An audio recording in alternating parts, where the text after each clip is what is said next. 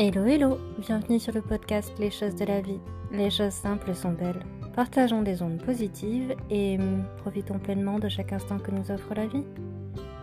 J'espère que mon contenu te plaira et je te dis à très vite. Aujourd'hui on va parler d'humilité. C'est quoi l'humilité en fait? C'est tout simplement de pas se la ramener trop. De pas trop étaler sa confiture, de rester soi-même et de pas rendre les autres envieux, de pas vouloir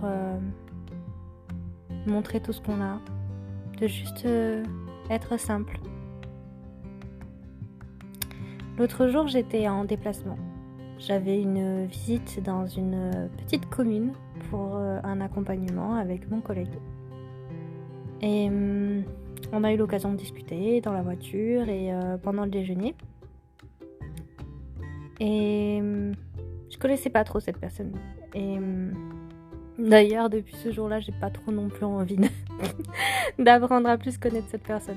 En tout cas, c'était intéressant. C'était intéressant parce que c'est là où je me suis rendu compte qu'il y a un monde que je connaissais pas.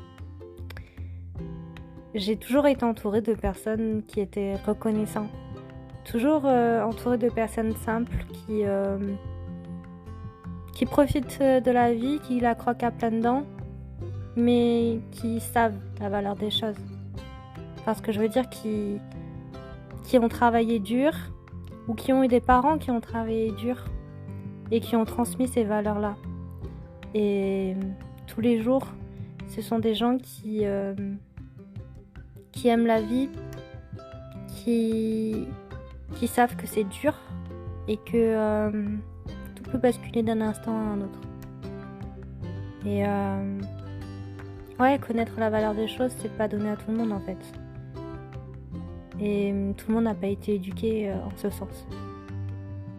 Et là, j'ai vraiment compris en fait ce que c'était de mettre la cuillère d'argent dans la bouche. En fait, j'avais déjà eu personnellement des critiques parce que extérieurement on peut dire ah mais toi t'as tout ce que tu veux mais en fait non. En fait là au cours de la conversation je me suis rendu compte que pour certains c'était vraiment le cas en fait. Pour certaines personnes tout est plus facile et oui j'en suis bien loin de ça. J'ai pas eu une enfance dorée comme eux, comme lui. Et c'était marrant parce que le contraste était assez saisissant. On parlait de nos vies perso dans un cadre assez sympa, le long des berges, sur une place qui avait été entièrement refaite. Et c'est un petit restaurant qui s'appelle Doudou et qui est plutôt vegan. Voilà, avec des produits locaux. Il n'y a pas de marque telle que Coca, Pepsi, Ice Tea. Là, vous trouverez que des limonades maison. Là, d'ailleurs, j'ai bu une limonade aux plantes et au basilic. C'était super bon.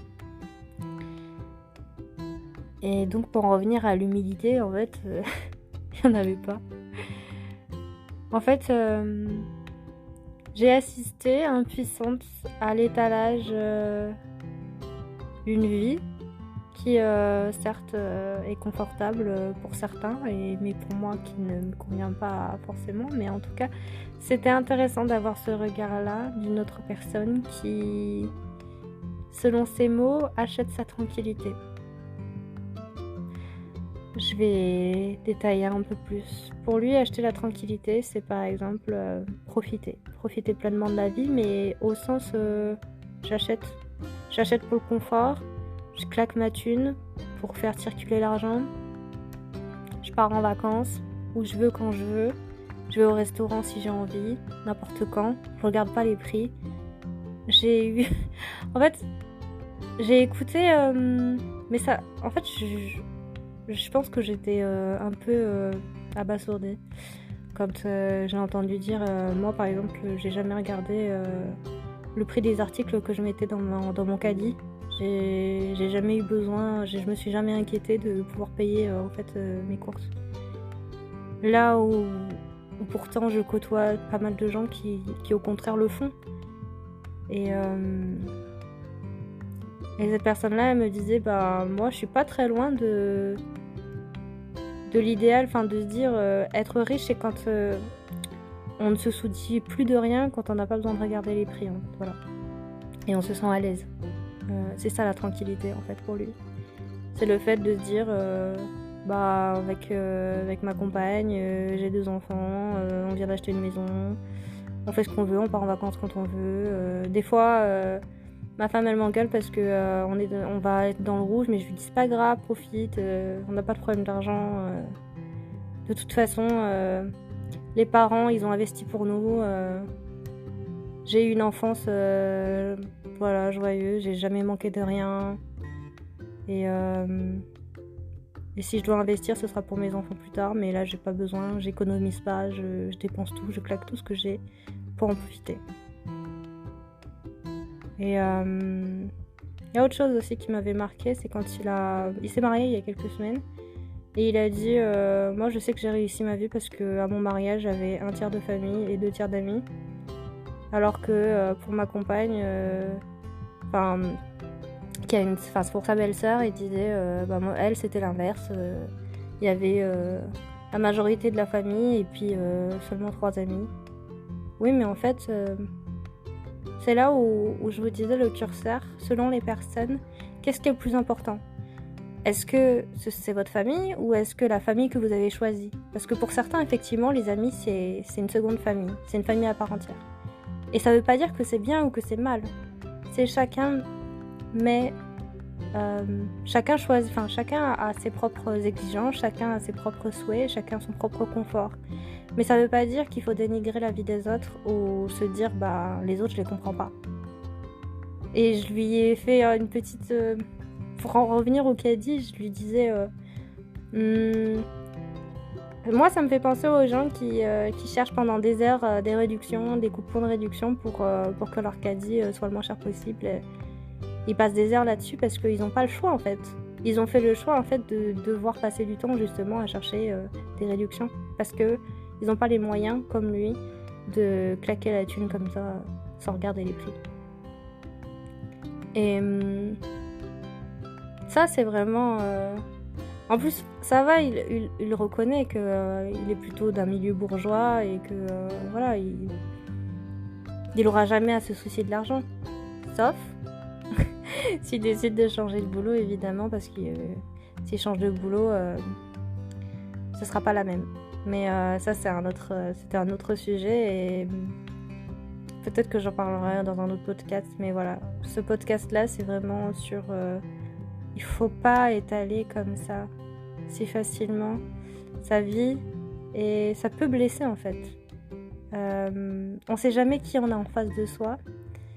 Et... tout le monde n'est pas inclin à écouter ce genre de discours, écouter ce genre d'étalage un peu malaisant. Parce que effectivement, je pense que on est à un virage où le rapport à l'argent est compliqué. Le rapport à l'argent est compliqué dans le sens où y a la précarité qui est de plus en plus forte dans tous les milieux, dans tous les métiers. Et c'est compliqué à vivre pour certaines personnes. Il y en a, ils sont au centime, à l'euro près pour leur vie en fait. Que ça soit des étudiants, que ça soit des personnes âgées qui ont une toute petite retraite, qui ont travaillé toute leur vie, que ce soit des gens qui travaillent très dur. Qui font des heures et des heures et qui finalement ne s'en sortent pas. Et je pense que l'humilité c'est quelque chose qui s'apprend. C'est quelque chose qui doit exister, et ne serait-ce que pour respecter l'autre. Ne serait-ce que pour comprendre l'autre. Et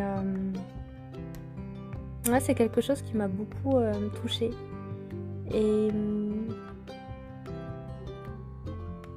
j'ai l'impression que Et certaines personnes ne comprennent pas à quel point ça peut être dur, que ça peut être difficile d'entendre ce genre de choses. Et je vous invite en fait, vous, de votre côté, à travailler également sur ça. Sur l'humilité et sur le fait que il faut pas étaler ses richesses, faut pas étaler tout ça. Et il faut juste être heureux. Et il vaut mieux partager des expériences, du savoir, de la connaissance, plutôt que ce genre de choses. Parce que ça mène à rien et ça peut mener qu'à quelque chose de nocif. Et soyez empathique, soyez respectueux, soyez humble et apprenez tout simplement à ne pas trop en dire. Apprenez aussi parfois à vous taire et le silence vaudra mieux que de la démonstration.